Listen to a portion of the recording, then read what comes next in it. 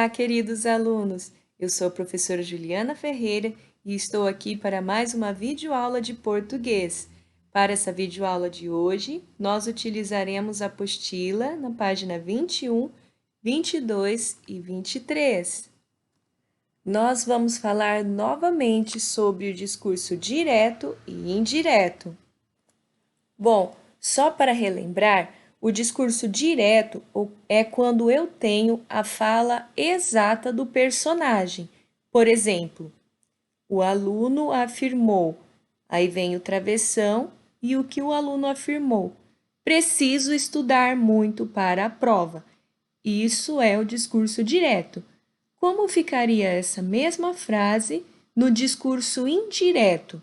Bom, no discurso indireto, eu não tenho a fala exata do personagem, eu tenho alguém contando como foi a fala dessa pessoa. Então, no caso, ficaria assim: o aluno disse que precisa estudar muito para a prova, ou o aluno afirmou que precisa estudar muito para a prova. Então, eu não tenho a fala, ele falando, eu tenho alguém contando algo sobre ele ou sobre a sua fala, no caso aqui, certo? Sobre isso, nós temos algumas atividades aqui. Olha só, palavras de cá para lá, discurso direto e indireto. No exercício número 1, eu tenho um trecho aí da lenda Como Surgiu a Noite e depois eu tenho algumas perguntas relacionadas a esse trecho. A letra A é simples. Está perguntando que sinal de pontuação inicia a fala dos personagens. Então, eu tenho esse sinal aqui, vocês vão marcar um X em qual desses aqui seria, se é 2 pontos, travessão ou aspas. Na letra B, está pedindo para sublinhar as falas dos personagens de verde quando for a árvore falando, de azul quando for a cobra grande e de vermelho quando for o narrador. Então, olhem aí. Dê-me um pouco da noite, só um pouco, por favor. Pediu ela à cobra grande. Então, alguém está pedindo a cobra. Quem será? Não aguento mais. Como não anoitece, estou sempre acordada, mas preciso descansar, suplicou a árvore, quase caindo. Então, essas duas falas aqui, nós já sabemos que são da árvore.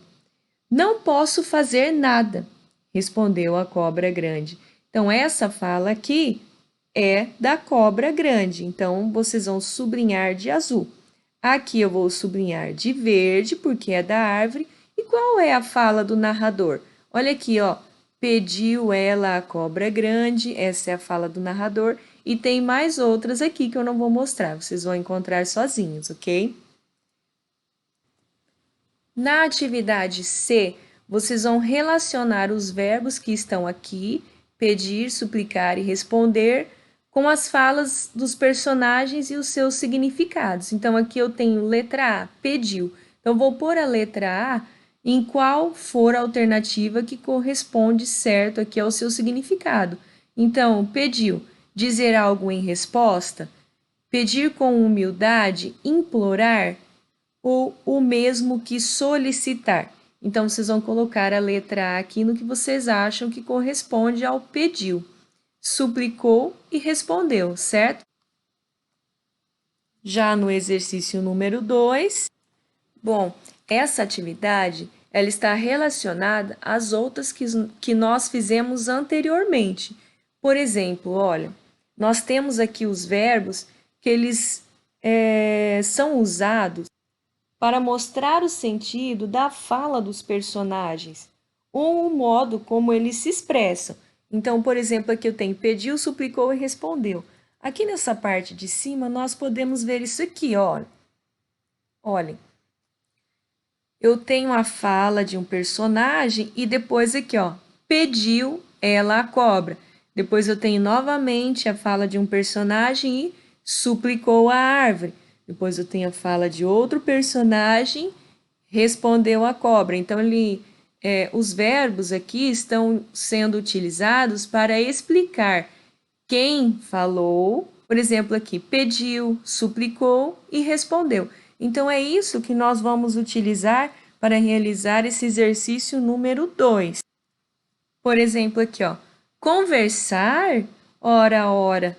Até você quer me aborrecer? Vá andando que não gosto de tomar banho em água parada. Então, aqui, o que eu posso colocar como a fala do narrador? Bom, primeiramente, eu sei, se eu voltar lá no texto, que essa é uma fala da cobra grande. E ela está fazendo o que aqui? Ela está reclamando, então eu posso colocar aqui, como informação ao meu leitor, eu posso escrever aqui: reclamou a cobra grande, como uma das opções, certo?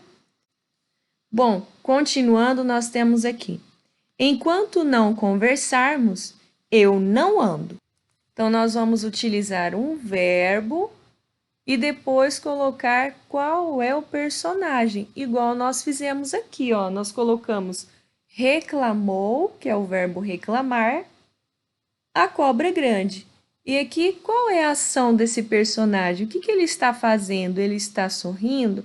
Ele está teimando alguma coisa? Então, nós vamos colocar aqui a ação desse personagem e qual é o personagem, para informar aí ao leitor quem está falando e o que está acontecendo aí nesse texto. E assim, essa outra frase aqui também, ou fala, certo? Aí nós temos aqui uma definição de discurso direto, eu não vou ler porque eu já fiz essa definição no começo da nossa aula. E aqui, nessa atividade, nós vamos falar novamente sobre o que nós havíamos falado anteriormente, ó. Releia o trecho a seguir. Então, eu tenho um trecho aqui, uma frase, e aqui eu tenho algumas atividades relacionadas a ela.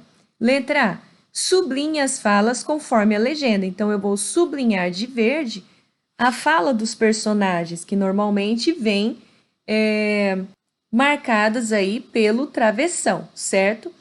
E vou sublinhar de azul a fala do narrador, que normalmente tem aí como começo um verbo e depois o personagem. Letra B. Qual é o verbo utilizado pelo narrador para indicar a fala do personagem? A gente já trabalhou bastante isso nos exercícios anteriores, que a fala do narrador começa normalmente com um verbo e depois o personagem. Então, se vocês acharem aqui a fala do narrador, vocês vão achar aí qual é o verbo, certo? E aqui na letra C, após encontrar aqui o verbo utilizado pelo narrador, nós vamos trocar esse verbo, então nós vamos aqui nessas linhas reescrever essa frase, só que trocando o verbo que o narrador utilizou lá no final da frase por outro verbo com o mesmo sentido, que não vai mudar aí e nem alterar o sentido dessa frase, certo? Depois que vocês acharem o verbo, vai ficar bem simples de resolver, tá bom? Continuando aí já na próxima página, letra D. Que sinal de pontuação foi usado para separar a fala direta do personagem da fala do narrador? Vocês vão subir lá na frase e vão olhar aí a separação entre a frase de um e a frase de outro. Qual é a pontuação?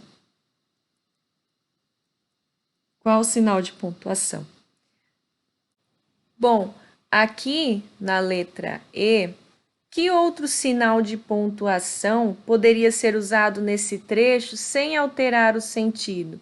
Bom, pessoal, já vou falar para vocês, para que vocês não tenham dúvidas aí, nós poderíamos ter usado a vírgula, tá bom? No próximo item, eu tenho aí, agora reescreva esse trecho substituindo o travessão por outro sinal de pontuação. Então, nós temos aqui a frase, ó. Então, nós temos aqui o travessão e aqui também nós vamos substituir esses sinais de pontuação por outro. Lembra que nós falamos que quando eu vou indicar a fala de um personagem, na qual ele vai falar diretamente, ou eu uso o travessão ou eu uso a aspas. Então, ele está pedindo para eu reescrever essa frase trocando sinais de pontuação por outros sinais sem que essa frase perca aí o seu sentido original. Então, o que nós vamos utilizar aqui para indicar as falas dos personagens? E aqui, como eu já dei a resposta para vocês, vocês vão usar a vírgula. Então, vocês vão reescrever essa frase trocando aí esses sinais, ok? Então, onde eu tenho o travessão, eu vou usar a aspas. Então, vou usar aspas aqui do começo da frase até aqui no final. E aqui, onde eu tenho esse outro sinal de pontuação, eu vou substituir pela vírgula. Então, eu uso a aspas aqui, uso a vírgula e termino a minha frase normalmente, sem que ela perca aí o seu sentido. Bom, a nossa aula já terminou. Espero que vocês tenham aí compreendido como se faz aí a realização das nossas atividades. Um beijo, fiquem com Deus e até a próxima. Na próxima aula, nós vamos dar continuidade aí nessa página, ok? Um beijo!